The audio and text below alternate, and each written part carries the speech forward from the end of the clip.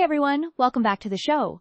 I'm Jenny, and as always, I'm here with Mark, our resident tech guru. Hey Jenny, always a pleasure.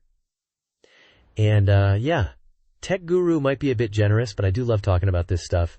Times laughs. Well, you definitely know your stuff. So today we're diving into something that's been all over the news lately.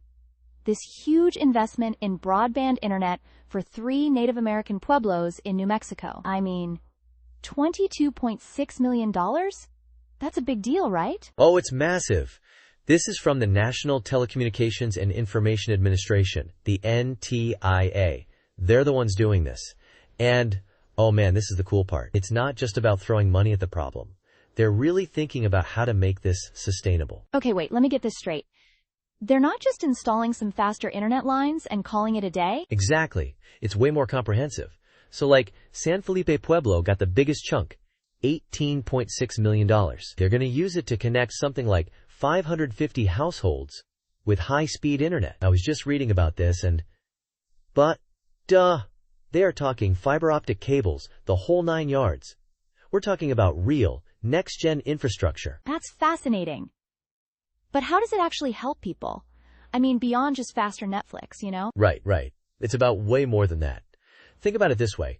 Reliable internet is basically a necessity these days. We're talking about access to online education, telehealth appointments, even just applying for jobs. You know what this reminds me of? That whole digital divide concept. It's like some people are living in the future and others are kind of stuck in the past, technology-wise. Totally. And that divide is often along economic or geographic lines. I mean, it's a lot harder to get broadband set up in rural areas. Here's the thing about broadband infrastructure. It's expensive to build, especially when you're talking about laying down miles of fiber optic cable. Hold up. Can we break that down? What exactly asterisk is times broadband infrastructure? Oh, sure. So basically what's happening is, you've got all these different technologies that work together to deliver high-speed internet. We're talking fiber optics, which are basically tiny glass tubes that transmit data with light. Laughs. My mind is officially blown. Data with light? It's wild, right? But also, cell towers, satellites. All of that stuff is part of the broadband infrastructure. Okay, so it's like the highway system, but for the internet. Exactly. And just like roads, you need to maintain it, upgrade it.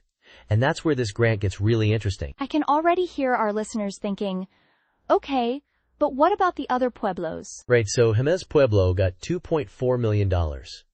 Their focus is more on what they call digital inclusion. Ooh, I like that term. What does it mean in this context? It's kind of like making sure everyone can actually use the internet, not just have access to it. So they're talking about affordable internet plans, digital literacy training. That makes so much sense. It's like, you can build the best library in the world, but if no one knows how to read... Totally. And then there's Piqueras Pueblo. They got $1.5 million. Their big thing is workforce development. Wait, it gets even better. So they're training people to work on the broadband networks? Yes. They're teaching people the skills to install, maintain, and, the tech itself. This absolutely blows my mind how forward-thinking this is. It's not just about giving them fish, it's about teaching them how to fish, digitally speaking. Sorry, I'm getting into the weeds here. Let me break this down real quick. No, this is great. So they're creating jobs, basically? Exactly. And these are skilled, well-paying jobs. It's a game changer for these communities. I have to ask the obvious question. Why is this such a big deal now? Well, the pandemic really highlighted the digital divide.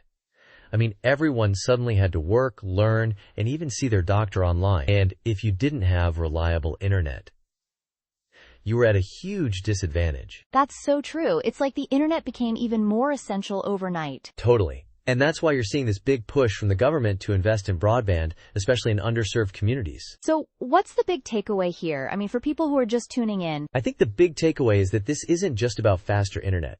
It's about opportunity. It's about giving these communities the tools they need to thrive in the 21st century. And it's about more than just access. It's about making sure people can actually use the technology, right? Exactly. It's about digital equity. Well, this has been incredibly eye-opening. Thanks for breaking it all down for us, Mark. Anytime, Jenny.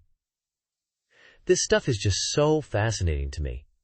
And it's actually making a real difference in people's lives, which is what it's all about. Absolutely. And to our listeners, thanks for tuning in. We'll be back next week with another deep dive into the world of tech. Until then, stay curious.